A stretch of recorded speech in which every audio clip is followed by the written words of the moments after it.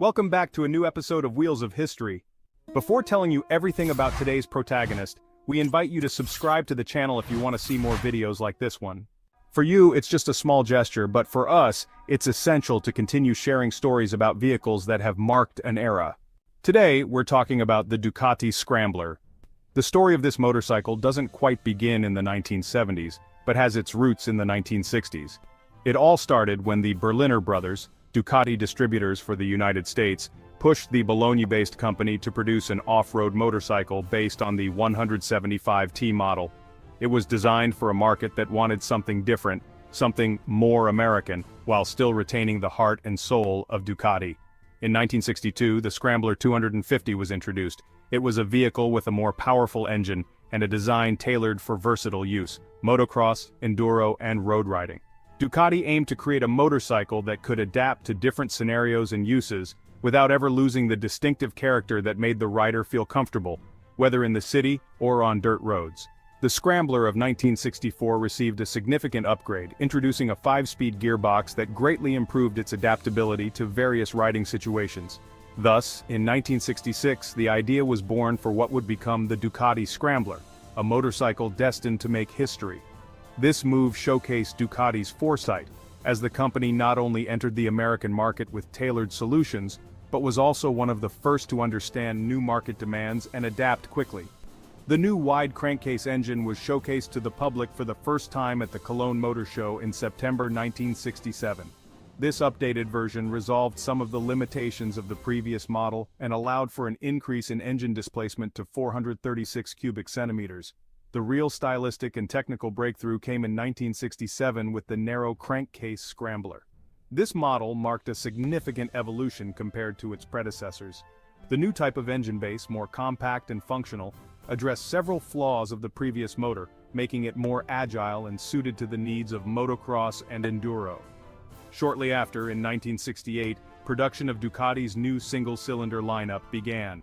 The range included 250cc and 350cc models, aimed at solidifying Ducati's reputation as a manufacturer of high-performing yet accessible motorcycles. The first model to debut was the Scrambler 350, accompanied by the 350 Sport version intended for the American market. Subsequently, a 250cc variant was also introduced.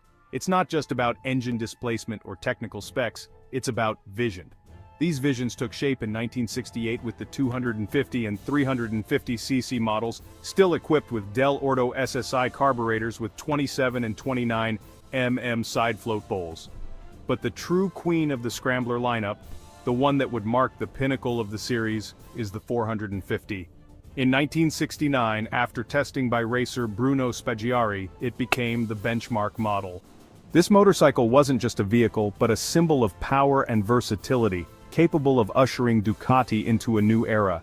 It was a kind of entry level into the world of larger motorcycles, where engine displacement set the boundary between the casual rider and the true biker. The Scrambler 450, debuting at the Milan Motorcycle Show in 1969, is a motorcycle that speaks clearly to those who know how to listen. With a 29 mm Del Orto VHB carburetor, a square throttle valve, and power peaking at 27 horsepower at 6,500 revolutions per minute, the Scrambler had no intention of dominating speed charts. Instead, it aimed to offer practical riding, what a true motorcyclist seeks. It wasn't flashy or ostentatious, but provided a riding experience that was never dull. The 450 is the bike with the most stories to tell, one that stands out for its ability to combine power and control, just like a true Ducati. Taglioni, the technical genius who made Ducati a legendary brand, left his mark on every single part of the Scrambler. The single overhead camshaft driven by bevel gears is one of his most iconic creations, a timeless engine that does not fear stress but demands surgical precision in assembly to function properly. Every detail was designed to reduce premature wear and prevent issues such as noise or oil leaks, because the Scrambler was meant to be a reliable motorcycle capable of enduring the elements and road challenges without faltering. The cylinder head, made of high silicon aluminum alloy, featured an 80 degrees valve angle, considered cutting edge at the time. The valves were operated by needle springs to prevent vibrations and resonance, while adjustments were made using a calibrated steel shim on the valve stem. But that's not all. The 450cc models also adopted a rocker arm system with threaded adjusters, simplifying maintenance and increasing long-term reliability. During 1969, the wide crankcase engine of the Scrambler was further refined, reaching a displacement of 436 cubic centimeters, thanks to a new crankcase and cylinder head design. The Scrambler 450, primarily aimed at the American market, quickly became one of the most appreciated models. Its name, Jupiter, reflected its ambitions.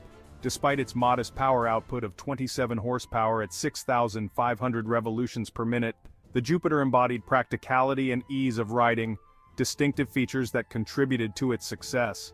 The Scrambler 250 and 350 were also equipped with Dell'Orto VHB carburetors, measuring 25 mm and 29 mm respectively.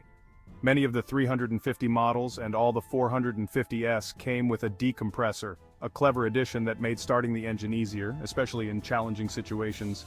Technical details were not overlooked. The steel camshaft, case-hardened and supported by bearings, was lubricated via an oil bath system. This was just one of the elements showcasing the engineering excellence behind the Scrambler. The aluminum alloy cylinder with a special cast iron liner could undergo up to 4 rebores and varied by displacement. 8 fins for the 250, 9 for the 350, and 10 for the 450. The piston, made of high silicon aluminum alloy, was hot forged, a costlier choice that ensured superior durability. The fuel tank design varied depending on the model. In the early 1968 versions, the tank resembled the lines of the narrow crankcase Scrambler and came with a Giuliari-branded seat. A few months later, the lineup was completely revamped with a new 11-liter tank design featuring elegant chrome side panels. Such attention to detail was uncommon in the motorcycling world of that era, but clearly reflected Ducati's intent to offer a unique and distinctive style, even in practical features. The Ducati single-cylinder engine continued to evolve relentlessly. The heart of the Scrambler was the bevel gear-driven single overhead camshaft, a technical solution that demanded meticulous assembly to reduce wear and minimize the risk of oil seepage, issues that were always lurking in components subjected to high pressures and friction. The bevel gears, featuring helical teeth according to the Gleason system, ensured smoother performance and reduced noise levels. In 1970, a 125cc version was introduced. However, its time on the market was short-lived, as it could not compete with its larger siblings. Some 125 models with narrow crankcases were also produced, mainly for the Spanish market by Mototrans. These models represented an additional effort to keep the Scrambler lineup versatile and attractive to an increasingly broad customer base.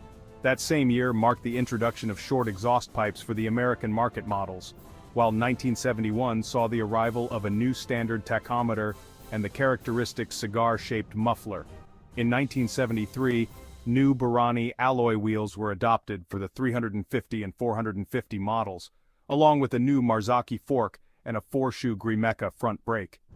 The Scrambler is a motorcycle that evolves while always preserving its unique identity, characterized by simplicity and functionality, without ever losing the character that made it an icon. Its wet sump lubrication system, cascade gearbox and multi-plate clutch are just some of the distinctive features that tell the story of a bike designed for those who truly live motorcycles, not for those who simply want to show them off. In 1972, a CEV rear light was introduced, becoming a distinctive element similar to that of the Mark III, along with a more compact and functional instrument cluster. By 1973, the 450 version shared many components with the Mark III 450, including the Marzocchi fork, the Grimeca front drum brake, and Barani spoked wheels. During this period, updates were continuous, but technical quality and reliability remained the guiding stars of Ducati's production.